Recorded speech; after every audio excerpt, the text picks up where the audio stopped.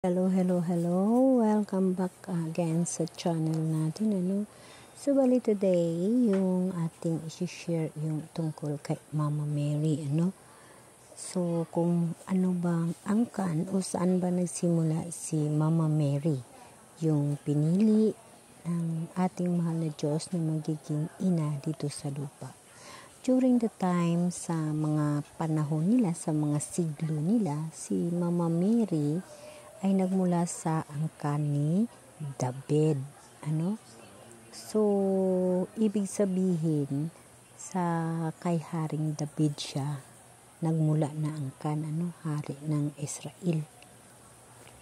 Makikita ito siya sa Lucas 1:27, 3:23 hanggang 38.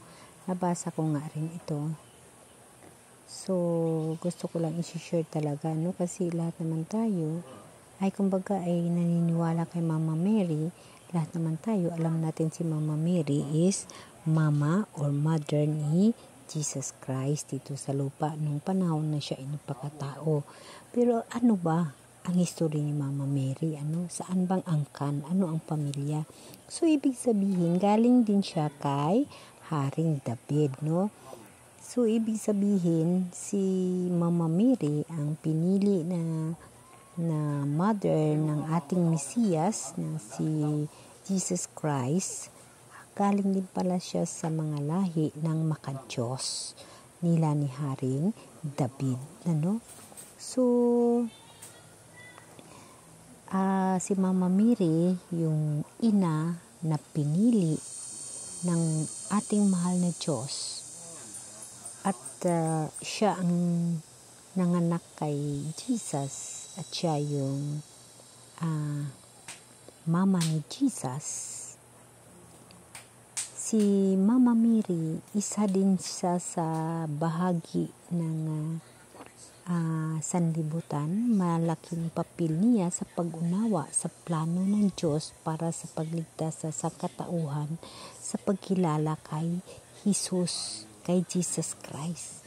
Kasi si Mama Mary ang pinili na magiging nanay niya. Isa rin si Mama Mary sa malaking papel sa sanlibutan dahil siya ang pinili na maging nanay ng Diyos para mailigtas tayo ng mga tao sa mundo. So, kaya nga, minsan sasabihin natin, si Mama Mary, nanay ni Jesus.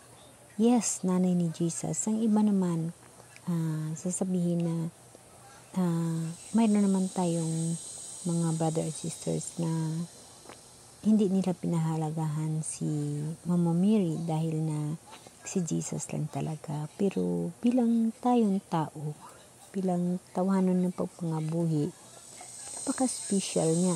Bali, very special siya dahil siya yung pinili na nanay ng Diyos. Diba?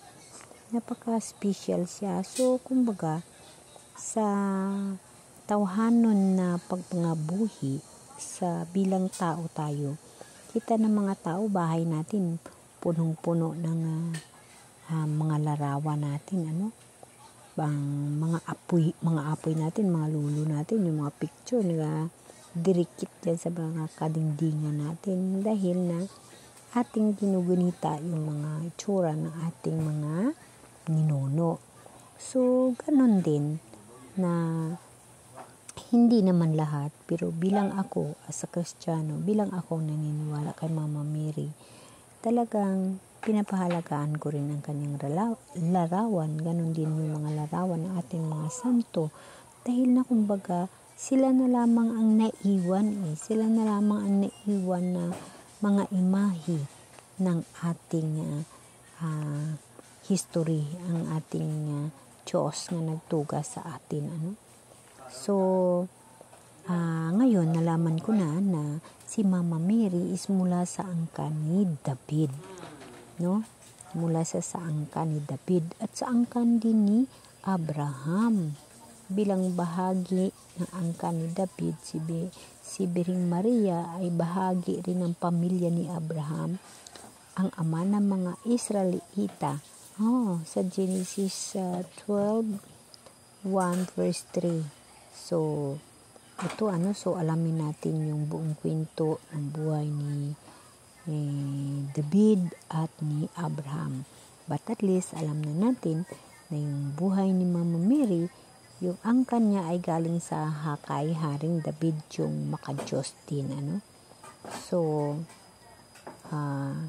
again, so of course, dahil na nalaman ko na, kasi alam niyo ba guys, ako mismo hindi ko nga alam anong lahi o anong pamilya nang galing si Mama Mary. Alam ko lang, mama siya ni Jesus, at noong bandahuli nalaman ko rin na ikakasal na sa kay Saint Joseph, at saka si Jesus yung panganay niya ng anak.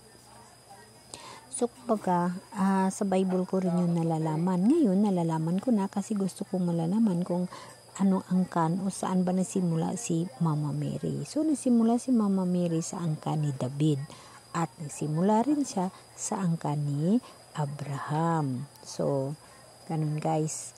So, alamin natin yung buhay ni Abraham at buhay ni David, kung sino-sino ba ito sila noong unang panahon. So ibig sabihin, si Abraham at si David ay dalawang mahalagang figura ng Biblia. Yes, totoo yan. Si Abraham ay tinuturing na ama ng patriarka ng Israel, kabilang sina Isaac at Jacob. So, kita nyo guys, sa mga ganitong kaalaman, ngayon ko lang nalalaman yung mga ganito, So, ang pangako ng Diyos. So, si Abraham nakatanggap ng pangako ng Diyos na magiging isang dakilang bansa ang kanyang lahi. Yes. Pagiging mapagpala sa lahat ng bansa. Ganun pala. So, si Abraham maging dakila pala yung kanyang bansa dahil sa pagtitiwala niya rin sa Diyos. So, si Abraham super duper din siya na talagang maka-Diyos nung unang panahon. So, siya yung iniwan niya yung kanyang bahay at ang kanyang pamilya para sa Diyos. So, nakalagay pala talaga si Abraham ay kilala sa kanyang pagtitiwala sa Diyos at pagsunod sa kanyang mga utos kahit na ito ay nangangailangan ng pag-iwan ng kanyang tahanan. So, ganun yung papel ni Abraham. Si David ay hari ng Israel. Ikalawang hari ng Israel na naghari mula humigit kumulang 10 before Christ hanggang 970 before Christ. Isa sa kapinuno or mandirigma. Ganun pala yung papel ni David. Siya yung nagdala ng tagumpay sa laban sa Israel. At saka manunulat din pala si David at mang-aawit, gumagawa rin ng tula. Naglalaman ng madamdamin at mga tula na nagtitiwala sa Diyos. Ganun pala yung kanyang nagiging papel nung unang panahon. Ang pagkakaisa ng mga Israelita, si Abraham at si David ay parehong may mahalagang papel sa pagkakaisa ng mga Israelita sa pagtatag ng kanilang relasyon sa Diyos.